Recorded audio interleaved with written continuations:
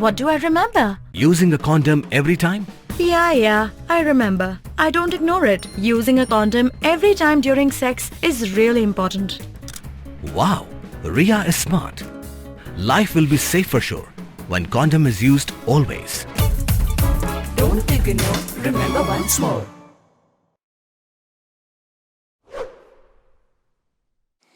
Kamchi benta yo sngau tho ye man ilong ka thain not is hapo gari India la heya to iru man ki bru ki sodong so kun kariti dustur isin char khadar wa kiwi niliang ka not is Adventist University kli terchi ha ka phradri unai chi phau dapen man ko da ka national conference ha auditorium ka university he wa the one wo chim benta da ki bru chemphang wa ki basikai ki khanna pure na ki jilla wa pher gari wa ki khanna pure gani ka university Ki bru chemphang wadawan iklam hagani gasngi kentup ka Professor A. Jailui Nyumai, Professor of Sociology and Head Center for the Study of Social Exclusion and Inclusion Policy, University of Hyderabad, wa Professor Titi Hauki, Professor of Political Science, Northeastern Hills University, ki wada kalam hajar jer kaphang iwayato wa iman ilong hakathain Northeast, wa iman ilong hagari, heyato ki sodong sukun, kariti dustur isin char khadar I hok ki kenthai I jenjar wa mat ki wa ino asnyang ki kenthai he roi ipar wa isuk isain ka thain not is hagani gisngi de yakalam ki le hajrong kamon gari India wa ro ka wi khru in khmat wa kalam ki ya not is wa iman kerpang ka thain kam jo ino asnyang yong ka yo hi ka mo itimit iburam hagari dei wa bo yukali le wala da isur ka thain not is heyato wakathong ijob imat jenjar saja ki bru dawan ra ya kalam pensngau himo dewato rukom lengbaga ni ka conference yuluti ki wowi upen ku yaiman salon sar iyo timit hakari kam wakathain not is to ka benta yong kri India hi wem to ka wajngai na mo ko em hakawi tawan kathain Women's Agency Conflict and Development in Northeast India, and I'll take around 30 to 35 minutes. As the Honorable Vice Chancellor mentioned already, Northeast India is a melting pot in South Asia and it's a frontier in multiple sense. Borderland, as VC mentioned, a locus of ethnic and insurgent struggles and also a site of uneven development and state interventions.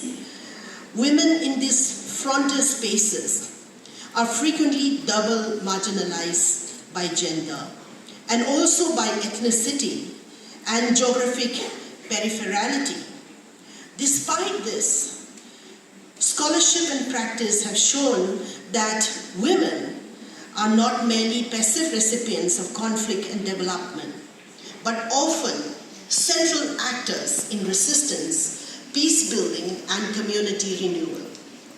Yet agency is far from uniformly liberatory. It is shaped by intersecting power relations, customary laws and institutions, militarized states, and the politics of identity. I would like to examine a nuanced account of women's agency in conflict and development, exploring both possibilities and constraints.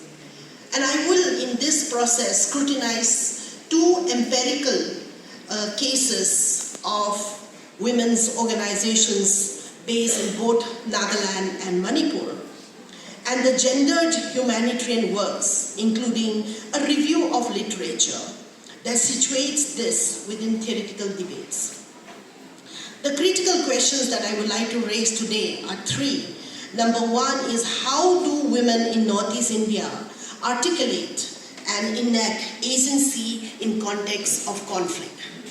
Second question is, what roles do cultural norms and customary institutions play in enabling or limiting women's action? The third is, how do development policies and state security measures intersect with women's lived experiences, shaping opportunities and also risk? I have categorized my talk into three portions today. The first is on agency, structure, and identity from a gendered perspective. The second portion of my talk will focus on the empirical work on women in the Northeast. The third, I will focus on the humanitarian crisis, displacement, especially focusing on the displaced people after the Kuki Zo and the Meitei conflict. We started on 3rd May 2023, and the gendered impact. Now coming to the first portion of my talk, gender, structure and identity, a gendered perspective, the concept of agency has long preoccupied feminist social theory. One of the finest sociologists of Britain, Anthony Giddens, he formulated a theory called structuration that provides an analysis of the interrelation of agency. Agency matlab individual action, and structure, the social rules, and also the resources, where structure not only constrain but often enables action. In other words, agency reflects intentional activities whereby individuals seek to satisfy their needs and goals, where structure refers to the already existing rules and resources employed in such actions. Now, in conflict-affected and colonially marked settings, such as our Northeast region, post-colonial theories like Gayatri Chakraborty Spivak, who was in controversy a couple of months back in JNU when she asked a student to repeat the question, and also asked him for his pronunciation while asking questions to her in her lecture. I mean, no wonder she's quite a feminist in terms of expressing her voices without restraint. Now, in her classic work, Can the Subaltern Speak? I want young people to kindly look at her work, this classic piece, Can the Subaltern Speak? She warned against romanticizing the subaltern by the intellectuals, fetishing agency without recognizing coercion or exclusion. Intersectionality, which was propounded by a black lawyer and feminist, Kimberly Crenshaw, to basically look at the black women in the United States. But the women of color, especially from Asia and other parts of the world, began to use this theory, intersectionality. Is particularly relevant in the context of women, since women's experiences in the Northeast are shaped not only by gender, but also by caste, tribe, ethnicity, and also religion, and of course, class and indigeneity. I remember Professor Gopal Garu personally told me to stop using intersectionality. But I find that without looking at women from an intersectionality lens, especially in the context of tribal women in the Northeast, it's very challenging for us, to understand, because so many layers intersect when we look at women in the Northeast. In our world, in our part of the world, the colonial mapping of tribal versus non-tribal, questions of land rights, indigeneity, and citizenship intersect strongly with gender. James C. Scott, Weapons of the Weak, Everyday Forms of Peasant Resistance, highlighted the notion of everyday resistance in the context of rural class conflict in a Malaysian village, which is useful for understanding how women resist domination in a subtle, often invisible ways through micro-politics of everyday life, household economies, informal networks, and moral economies. The empirical work on women in the Northeast. I'm going to focus on Naga Mothers Association and the Myra Paibis. Myra Paibis lost its credibility, especially after this Kuki Zo and Meitei conflict, and I will mention that as I talk. Now, recent scholarship has documented the many ways in which women in this part of the world are active agents in peace and conflict. I want to mention the book of a Norwegian anthropologist, Ashil Kolas. It's a collection of 8 articles called Women, Peace and Security in Northeast India, published by Zuban, one of the second feminist publishing house after Akali for Women under the leadership of Urvashi Butalia, shows that women's historical and ongoing mediation roles, even in contexts where they may also be directly or indirectly involved in conflict. Moving beyond the dominant state-centric and security frameworks, this volume interrogates the gendered nature of militarization and peace building in the region, long shaped by protracted insurgencies, autonomy movements, and also structured violence. It challenges the reduction of women to passive victims or moral symbols of peace, foregrounding instead their agency, resilience, and also everyday practices of negotiation and care. Now, this work by this Norwegian anthropologist sheds light on the successes and failures of women's movement in the region. Women's responses, they look at women's responses and also engagement, at the grassroots level.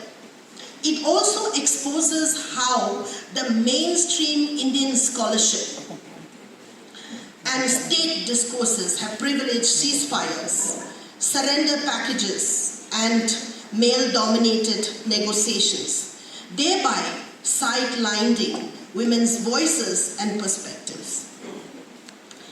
It illuminates how women in the Northeast, despite their marginalization, have emerged as central actors in informal peace processes and community reconstruction. Through the nuanced reading of movements such as the Myra Paivis, and also the activism of Irom Sharmila, who obviously stopped her fast years back, this anthropology is captured both the visibility and erasure of women's resistance within broader political struggles.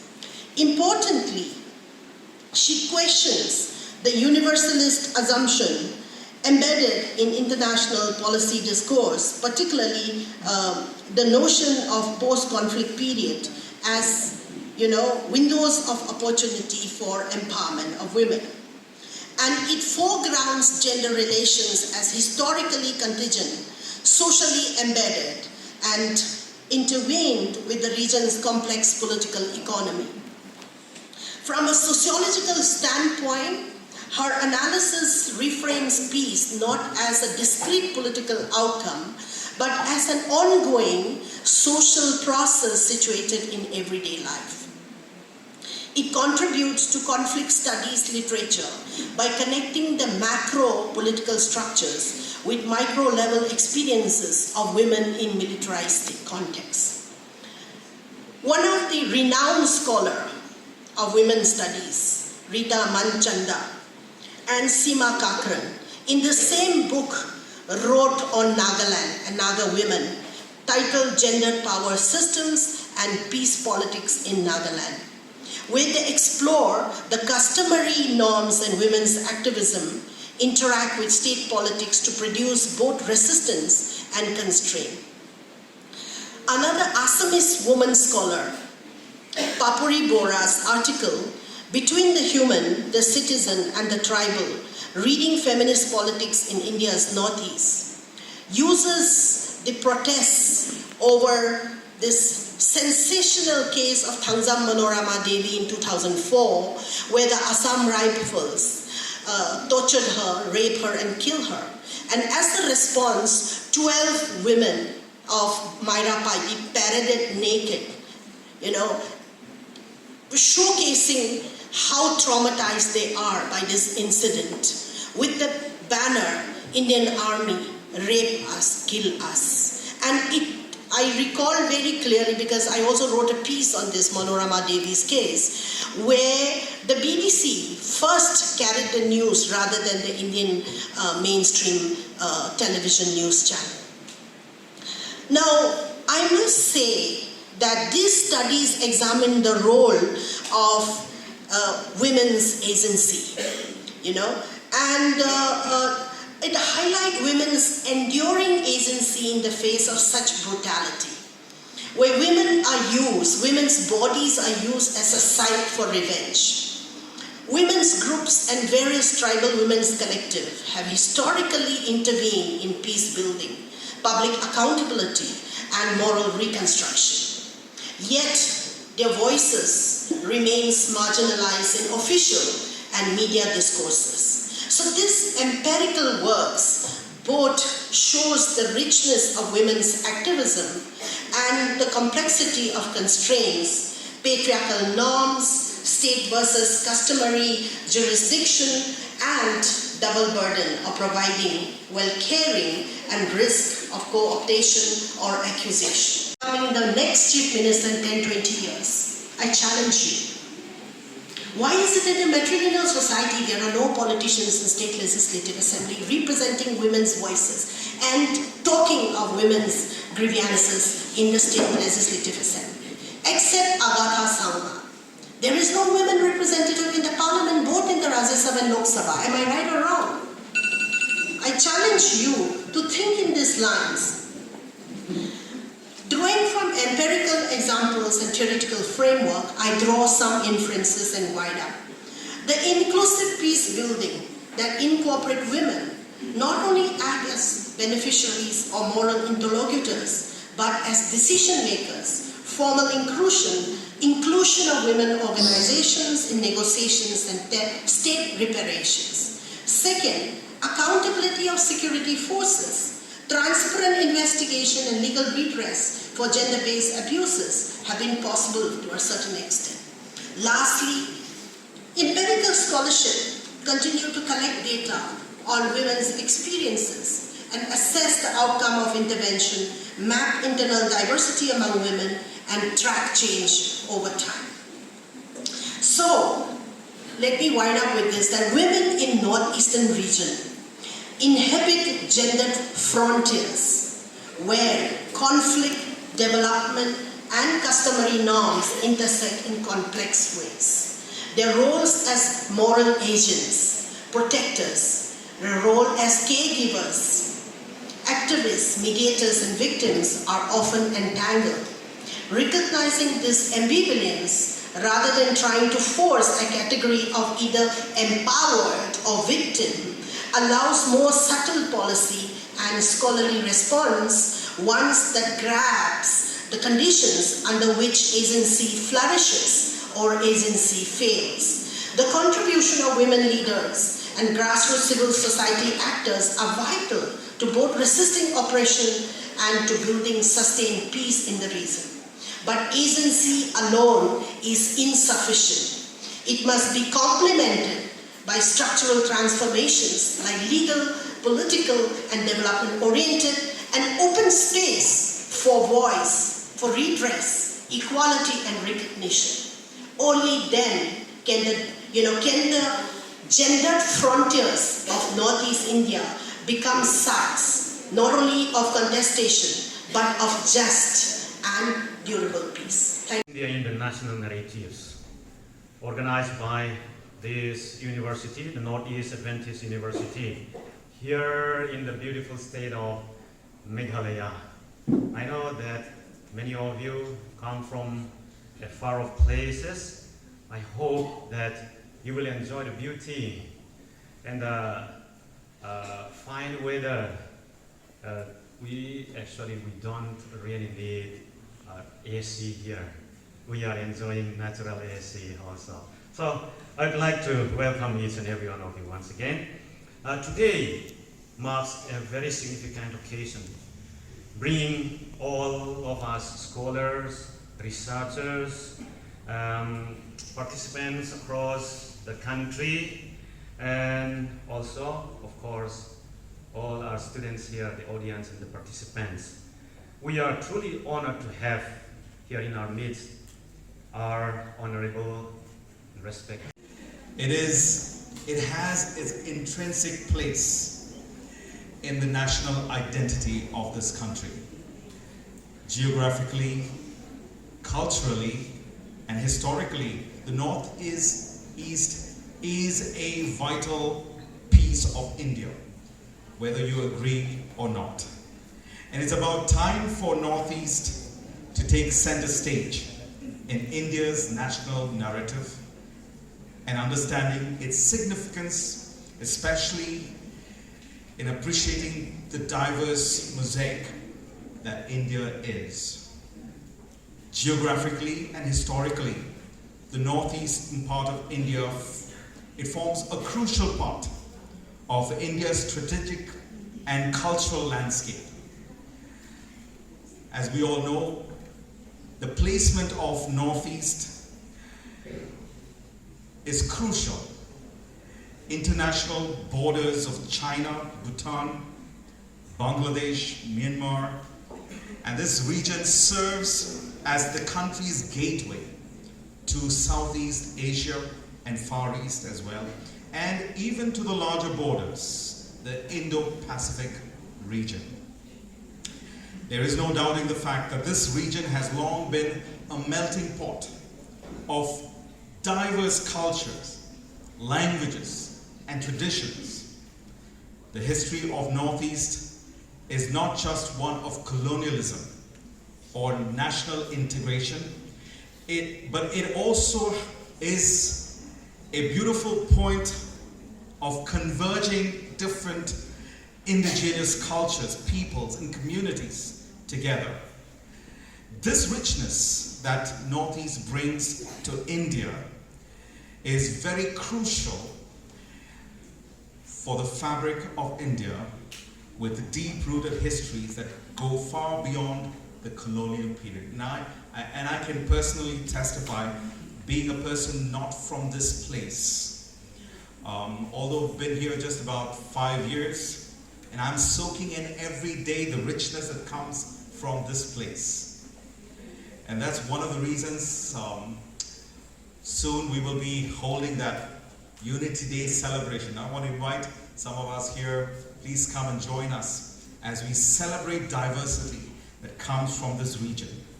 The Northeast is home to more than 200 distinct ethnic groups, speaking over 220 languages, I'm told.